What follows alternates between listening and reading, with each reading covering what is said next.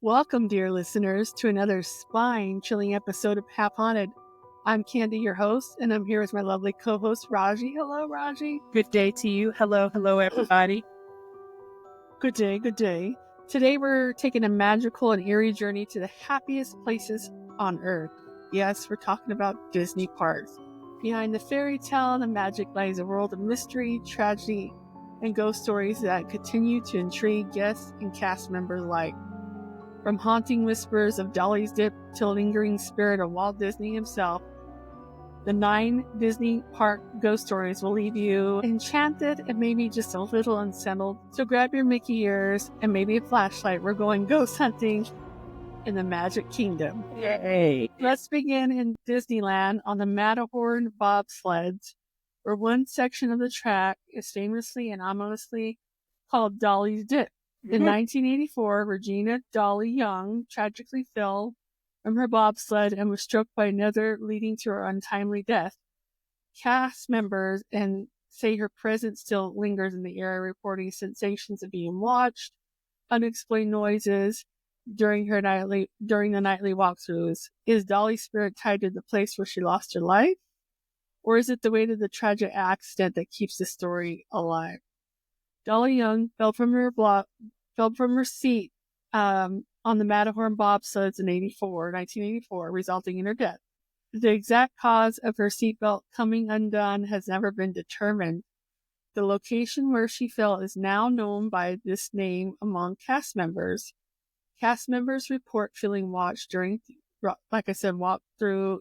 Sounds have been heard in the area of Dolly's Dip, fueling ghost stories. Many believe Dolly's spirit may linger on the site of her tragic death. The story combines verified tragedy with tales of haunting that have grown over the years. Stringent. Dolly's accident highlights the importance of stringent safety measures at amusement parks.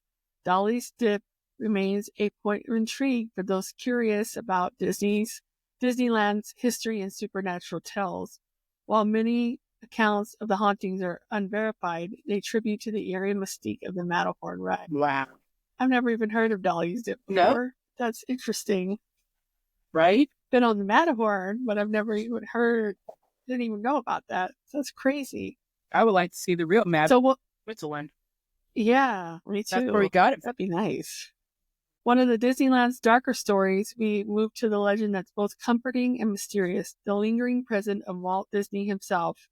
Above the Main Street firehouse sits Walt's private apartment, where a light burns perpetually in his honor. But cast members tell of times when this light flickers or turns on by itself. Even some report the faint smell of cigarette smoke, one of Walt's signature habits. Is this a technical glitch, or Walt's way reminding us that his vision lives on? A 500 square foot space above the Main Street firehouse where Walt stayed during the park's early days, a lamp in the apartment's window stays perpetually lit as a tribute to Walt, inspired by cast members' reported interaction with an unexplained voice saying, "I'm still here." Guests and cast members have claimed to see Walt's apparition, including near the great moments of Mr. Lincoln Theater and the Disneyland Castle. A smoky scent attributed to Walt's cigarette habit has been reported in backstage areas he frequents. Stories of a smiling man who waves and disappears have been linked to Walt, reinforcing his malevolent association with the park. Paranormal investigators and visitors have shared accounts of encounters with a figure resembling Walt in areas tied to his time at Disneyland. These legends reflect the deep connection between Walt Disney and the park he envisioned, symbolizing his lasting impact. Walt's apartment, now part of Beyond the Scenes tour, allows fans to glimpse a part of the personal Disneyland experience. The stories of Walt's continued presence mirror the magic and nostalgia that define Disneyland as a symbol of dreams. And the light in Walt's apartment remains a powerful symbol of his guiding vision for Disneyland. Oh. I've heard people say that they've seen him around there. I mean, makes sense. We're named after him, Disneyland. Walt Disney. The Boy in the Haunted Mansion. I haven't been. You know what? I would like to do the Haunted Mansion at Halloween time. Haven't been there, but I enjoy the Haunted Mansion. Anyway, now we venture into the Haunted Mansion. According to one story, a grieving mother scattered her son's ashes inside the ride without permission. Ever since, ghosts report hearing a boy crying for his mother. Over at Disney World, a ghostly child was captured on camera peering from a doom buggy, though no such child was present. Whether urban legend or real-life mystery, this tale adds an extra layer of chills to the ride's supernatural. That's wild. I mean, I knew that place was haunted because every time I would go there as a kid, I'm like, World or Disneyland? Creepy. The one in Disneyland is creepy. Yeah, because I've been to Disneyland in California. Yeah. That's creepy. Now we're over at Disney World in Florida. A guest claims to have captured an unexplained image of a boy in a haunted mansion, visible only through infrared photography. Disney officially denies allowed ash scattering in its parks, though the rumor persists. Several tales of ghostly figures and ash scattering rituals are linked to other Disney rides and parks. The Florida photo intrigues paranormal enthusiasts, though it lacks definitive verification. Whether real or fictional, these tales deepen the haunted mansion's mystique and guest engagement. Stories like these tie into broader narratives of haunted attractions and unexplained phenomena. The California story reflects themes of grief and longing, adding to poignant touch of the tale. These stories continue to thrive, passed down by park visitors and online communities. The Haunted Mansion remains a focal point for eerie tales, enriching the reputation as a place where the line between fantasy and the supernatural blurs. Now, I know they don't want you blowing dead people's ashes around. Oh, I get that. But you're stupid to be putting things on rides where other people are. I can understand if you're over there in the bushes next to the trash can on the bench. You're like, oh, I missed the trash, because they're going to water the bushes. It's going in the earth or whatever. But to be sitting on, what do you call it? On the ride. The roller coaster. And we're all the most ashes like cocaine. That ain't cute. I'm sorry. I had a moment. We're going elsewhere. Debbie Stone, the Guardian of America. This ghost story comes from the former America Sings attraction, where an 18-year-old Debbie Stone tragically died in a rotating theater accident in 1974. Since then, cast members have claimed to hear a voice softly warning, "Be careful," when near the dangerous area. This story is both heartbreaking and uplifting, portraying Debbie as a protective spirit watching over her fellow employees. Debbie Stone died in a workplace accident at Disneyland's America Sings attraction in 1974. Yes, we know this all right. Her death prompted safety upgrades, including warning lights and breakaway walls. Let me tell you something. There better be some "It's a Small World" hard in these, for me to read or whatever, because seriously, I don't remember ever hearing of America Sings attraction. And I remember the robotic president.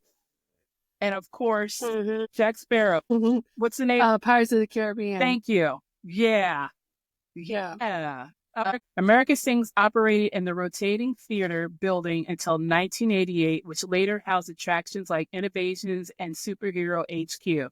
Ooh. The ghost story reflects an effort to process grief and loss, portraying Debbie as a protective spirit. Debbie's story highlights the intersection of workplace safety and human resilience in the face of tragedy. Disneyland's ghost stories, like Debbie's, continue to intrigue and captivate guests and employees.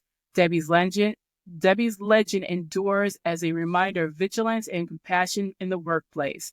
The building where the accident occurred has undergone many transformations, yet Debbie's story remains tied to this history. Well, look at that. You're welcome. George of Pirates of the Caribbean. It's the Caribbean. It's not the Caribbean. It's the Caribbean. I should know these things, but, I'm not from that island. Over in Disney World, Pirates of the Caribbean ride has its own special resident, George, a welder who reportedly died during the ride's construction. Cast members greet him daily with "Good morning, George," and bid him farewell at night, believing that failure to do so might disrupt the ride. Is George's spirit really causing malfunctions, or is it just another piece of Disney's magical lore? George's legend involved a tragic death during the ride's construction, though details may vary and lack evidence. Cast members have reported ghostly figures, mysterious footsteps, and phantom phone calls on the ride. Saying good morning or good night to George is believed to keep the ride running smoothly.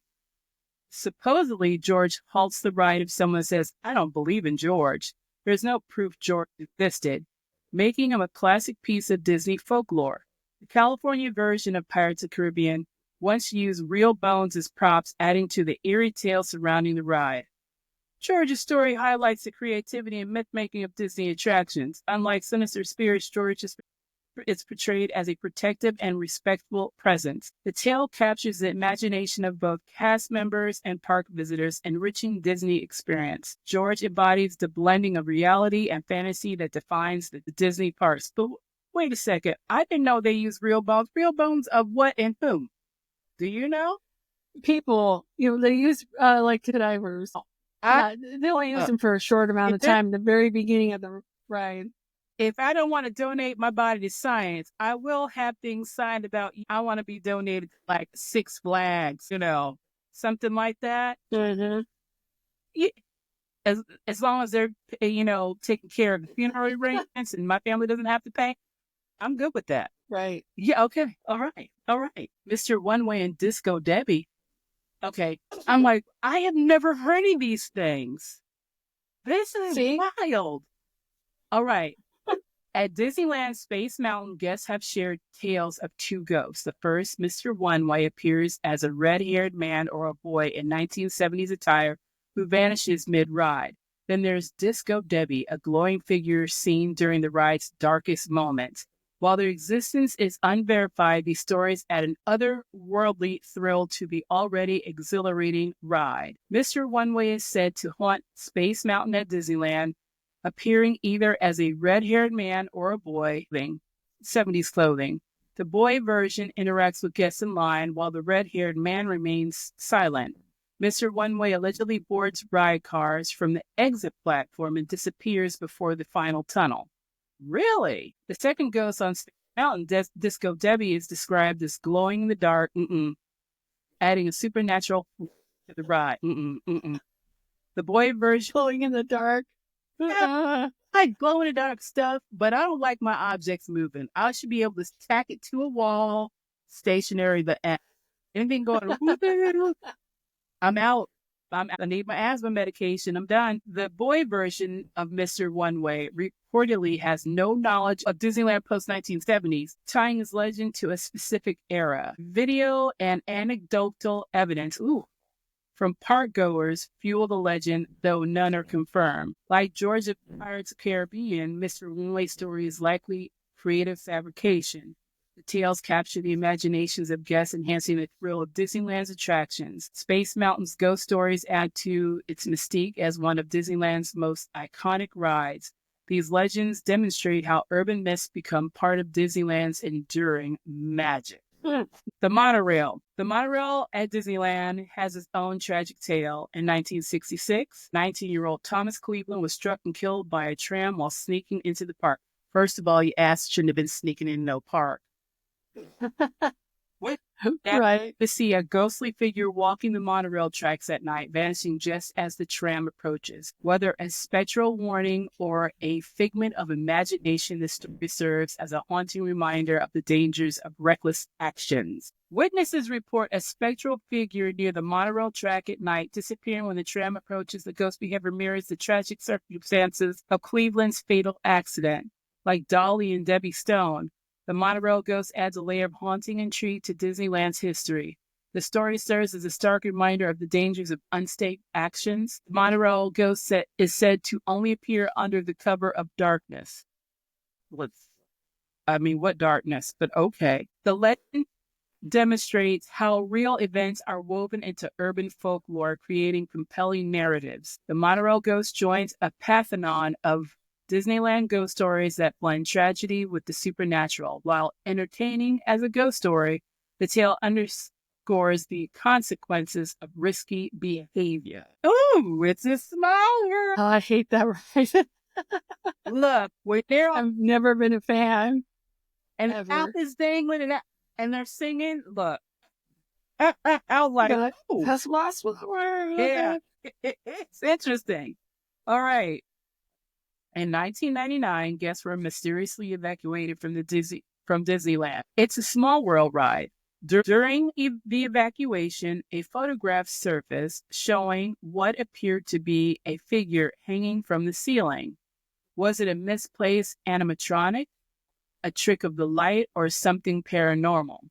The mystery remains unsolved, taking this one to the park's most curious ghost stories. Now, first of all, okay, others suggest the figure might be an animatronic or visual anomaly. The lack of clear answers fuels the story's enduring appeal among Disney's fans and paranormal enthusiasts. Like other Disneyland ghost stories, this tale blends mystery, imagination, and intrigue. The story reflects the human tendency to craft narratives around unexplained phenomena. It's a Small World gains a unique, eerie edge through its haunting tale, contrasting its cheerful theme. The anomaly in the photograph remains unexplained, adding to its mystique. The tale underscores Disneyland's knack for fostering legends that enrich the guest experience. Now, first of all, it's 1999, and people are being evacuated from Disneyland because someone thinks, where did this photograph come from? That's what I'm saying. Because in 1999, we all had cameras that had film. We didn't have cameras. You had to take it in, and you had to. So the only thing you could do at that time, for the most part, if I can recall, is a big, huge, bulky Polaroid camera. That'd be the only way you could stop and have people evacuate, which would probably take an hour to get everybody out, that they saw something hanging. So that doesn't make any. I don't know, but the ride itself is creepy because I don't like dolls to begin with. Never have. I don't even own one. Poor clowns. Nah. But when you go through the ride, they're just like they all feel like they're staring at you. They're out there. They are a bunch of them too. But when they look like use some of those characters as a country fair, I can't find the word I'm looking for, where you throw things at it to win a stuffed animal. And like I said, their jaw comes loose or the eyes all googling and whatnot. Oh, it's nauseating. It's nauseating. You're like, just let this boat go by quicker. I'm ready to get off here. All right. Our final stop takes us to Disney World's now abandoned water park, River Country. Once a family favorite, it was marred by multiple tragedies, including a fatal drowning and a brain-eating infection. Its closure in 2001, the park has been left to decay, with its eerie remains said to be haunted by the past. So River County opened in 1976 as a rustic nature-themed water park. A 1980 amoeba infection, a young boy's fatal infection, highlighted the risks of untreated natural water. Ooh. So in 1982, there was a water slide lawsuit. A child's drowning after a fall from the water slide led to legal challenges against Disney. In 1989, there was a pool drowning. The drowning of a 13-year-old boy raised questions about lifeguard training and emergency procedures. In 2001, River Country shut its gates permanently, citing attendance decline and competition for the newer water parks. The tragedy spotlighted the dangers of natural water use and prompted scrutiny of the water park's safety measures. The park's deserted state stands as a haunting reminder of controversial history. Despite its tragedies, River Country remains an iconic part of Disney World's early histories. I never knew about that water park. So wait a second. Is this like, if you were to Google Earth, is it the plot of land right next to Disney that's like permanently gated off? There's alligators. It's probably it. I didn't know there was that many issues over there. I thought after one tragic incident with a 2 or 5-year-old or whatever, they closed it down. I didn't know there was way more than this. All right. I don't know. It's crazy. Here are some honorable mentions.